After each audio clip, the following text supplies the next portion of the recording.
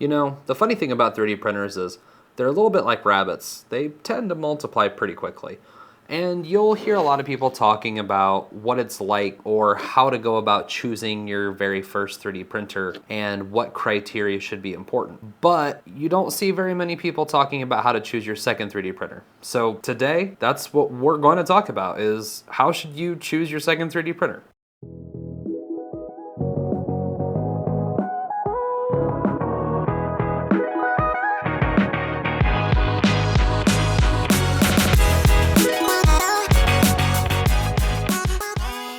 When it comes to choosing your very first 3D printer, you need to think about how interested in printing are you? What do you want this hobby to be? And that's going to determine largely what you end up with. And most folks end up with something along the lines of an Ender 3 or Ender 3 style machine for a handful of reasons. Primarily because they're affordable, they have a large community around them, and there's a ton of mods that you can do to them. So maybe there are features that you're not sure you really need, so you buy a really stripped down basic version, like the base model of a car, and over time you start tuning it up and you add custom parts, be it for aesthetics and you make the printer look nice, or you start doing some functional upgrades due to some sort of shortcoming. Maybe you want to be able to have an easier time printing flexibles, so you add a direct drive extruder, or you want to print abrasive materials like carbon fiber or glow in the dark. Glow in the dark is actually more abrasive than most carbon fiber based filaments, and that's something that you need to be wary of. So maybe you put a hardened steel nozzle in your printer. Or maybe you just want to go fast. You've seen all the videos of people printing these speed benchies on Vorons, Rooks, and rat rigs. Oh my! You think, hey, that speed looks like a lot of fun. So you start adding modifications like linear rails and things like that. And before you realize it,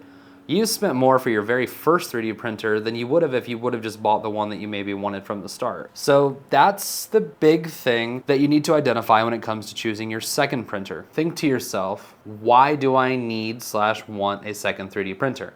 Personally, I have multiple machines, so that way I can do multiple simultaneous projects. I also really just enjoy playing with new machines. That's a big part of the hobby for me, is trying out something new and experimenting with a new 3D printer. What really happens most of the time is I tend to favor towards one, and that's the one that does the bulk of the work, because one reason or another, maybe it's more reliable, maybe it's faster, whatever. That's not really the important thing here. What you identify when it comes time to choose your second machine is there are things that you want to do or want to do better that maybe your very first printer can't do due to physical limitations or can't do as well. One of those shortcomings is going to be size. Maybe you started to dip your toes into the 3D printing world and you thought to yourself, man, I really like Star Wars. I want to start doing some Star Wars cosplay. So you start off by printing blasters in multiple pieces, and maybe you print some bracers or gauntlets or, you know,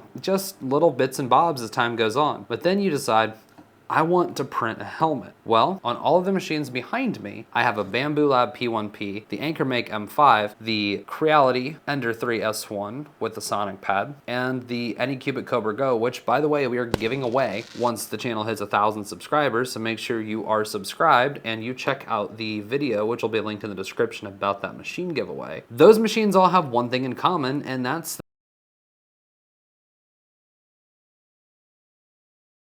that they don't have enough build volume to make a helmet on. So when I'm looking into a new machine right now, I'm thinking, I need build volume. I need space. I need space! If I want to print big things, I need a machine that can print big things. Now, maybe you went the other way around. Maybe you started off with a big machine. Maybe your first printer was the Elegoo Neptune 3 Max, and you've got a 420mm by 420mm build plate, and maybe you're only printing small things like these cable holder pucks. And you want to be able to print things a little bit faster and a little bit more efficiently. So you might be thinking about going to a smaller machine, something with some speed, like the Bambu Bambu, or getting an Ender 3 and tuning it with Clipper. These are the important things. You have to think about these shortcomings. Do I need to go bigger? Do I need to go smaller? The next thing will be, perhaps, if you're a tinkerer, maybe what kind of modifications are out there. When I kind of got my start in 3D printing, if you wanted your printer to be anything spectacular, you had to do mods to it. You were left with little choices on keeping things stock, especially if you couldn't afford a machine like a Prusa. Well, now we have some pretty awesome options in the more budget-friendly tier that you can leave a little bit more reliably out of the box. You don't have to go around changing things. You don't have to write custom firmware. You don't have to put new hot ends on it. My Ender 3S1 prints pretty darn good most of the time. The only thing that I would change out is the build plate because I don't like the Creality build plate. But I do still like to tinker a little bit, and I'm not going to go ripping apart my Bambu or the Anchor Make because those machines don't have huge modding communities, and frankly, they're not good modding platforms for the most part. There are some really cool things coming up for the Bambu. Like Daniel over at Modbot just did an awesome video about adding custom lights to his X1 Carbon, and that was really cool. The folks over at Bambu Lab are adding this expansion controller for the P1P that'll let you do all sorts of crazy things like control camera sliders and things like that. So there's going to be a little bit of that, but it's not quite the open platform you get for tinkering like an Ender 3 style machine. So if you're a tinkerer, maybe think about that. Look for a more common budget-friendly machine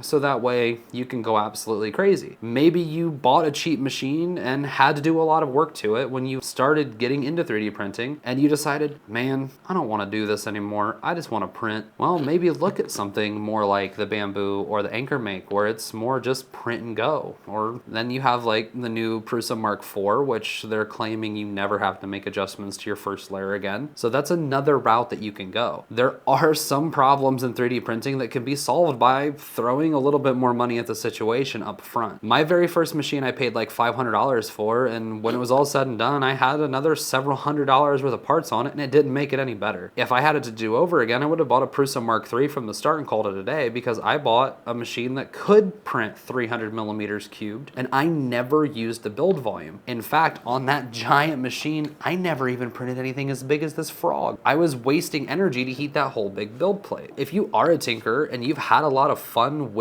building up and customizing your machine to your liking, then maybe going the DIY fully and building it yourself route is something for you. We live in a time where it's becoming increasingly easy to get quality 3D printers that you have to assemble from scratch, and we have companies like LDO to thank for that. LDO has really spearheaded the growth of the Voron name in 3D printing, and there are some really awesome Voron kits that they're putting out. I would never, ever suggest that somebody have a Voron as their very first 3D printer. Understanding how to assemble and disassemble that machine is part of the experience, so that way if something goes wrong, you know how to fix it. The Voron design team, they've done an excellent job in engineering these machines. They're phenomenal. They're fast, they look great, they're effective, but I would not suggest that be your very first machine, especially if you are gonna like try to buy a pre-assembled one from somebody. I would absolutely say that something like a Voron, a Rat Rig, or even a Rook, those are all going to be fantastic second, maybe third 3D printers after you have some time and experience under your belt. That way you're more familiar with what 3D printing is, how to use or service things, and what some of the parts do, and you have a better idea of what you want out of 3D printing. Maybe you started off on a Resin 3D printer. Most of those machines don't have very big build volumes, and if they do, they're very expensive. So maybe you want to print larger items that don't require as much detail,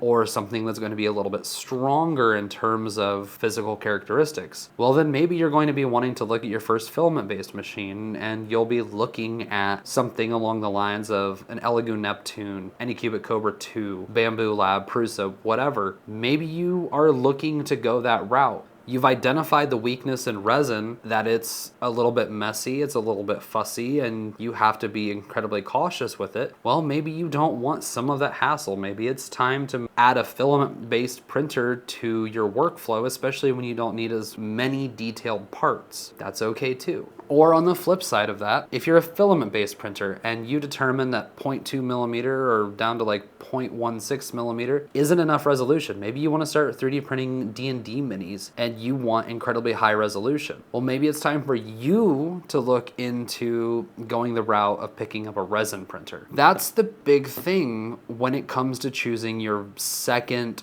3D printer. You need to identify what weaknesses your first 3D printer has. And then after you've identified the weaknesses, identify the strengths, the things that you like about your current 3D printer setup. And then you need to think about how much time do I want to devote to this? How much money do I want to devote to this? I can't make any great recommendations for your second 3D printer without knowing what your first 3D printer was. Only you can decide.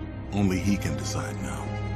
What is the best second 3D printer for you? Maybe it's a second one of the same thing. Maybe you bought a Prusa Mini and now you're printing more and you need to double your capacity. Remember, in 3D printing, the only guaranteed way to print faster and get more parts done is to add a second machine. The more printers you have, the more parts you can print reliably in the same amount of time. Because if I only have one printer and I have two parts that take 5 hours a piece to print and it's time for me to go to bed, I can start that one print on one machine, but then for the remaining 3 of 8 hours that I'm asleep, I'm losing those 3 hours and I can't start the next print right away without setting an alarm to get up in the middle of the night. But if I add a second printer that's identical to my first printer, I can print 2 of that same item in the same amount of time. I'm not losing as much time because I've now doubled my output by being able to produce the same part on 2 machines at the same time. In this case, quantity of machines will trump speed of machines. My Bambu is quick, but a 1 hour print on my Bambu may be a 3 hour print on the Ender 3. If I'm asleep, 1 versus 3 hours doesn't matter. I'm still utilizing the same amount of time because I'm not getting up in the middle of the night to tend to the printers. Only you can determine what you need when it comes to choosing your second 3D printer.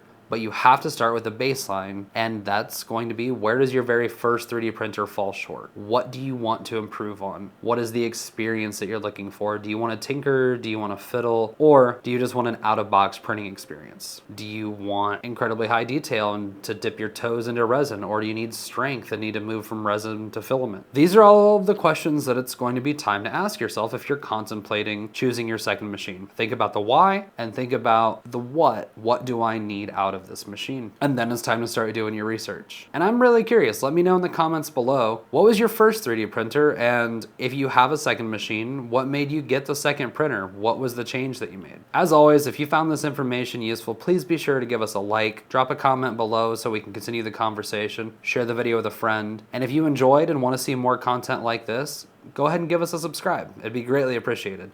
We will be giving away spools of Polymaker filament every 250 subscribers, and at 1,000 subscribers, we're going to be giving away an Anycubic Cobra Go 3D printer, and I'm really excited for that. One of my goals with this channel is I want to give you guys the world. I want to be able to start giving away things as much as possible. But right now, these giveaways are being funded entirely out of my pocket. So if we can get the attention of some of these big brands from the channel growing, that means I can give you guys more free stuff. I want to be able to check out all the new machines and things, but when I'm done with them, I want to be able to give them to you and my friends and my family and the people around me who need to get involved in 3D printing. So stay tuned and help us grow. Thanks for hanging out, and happy second printer shopping.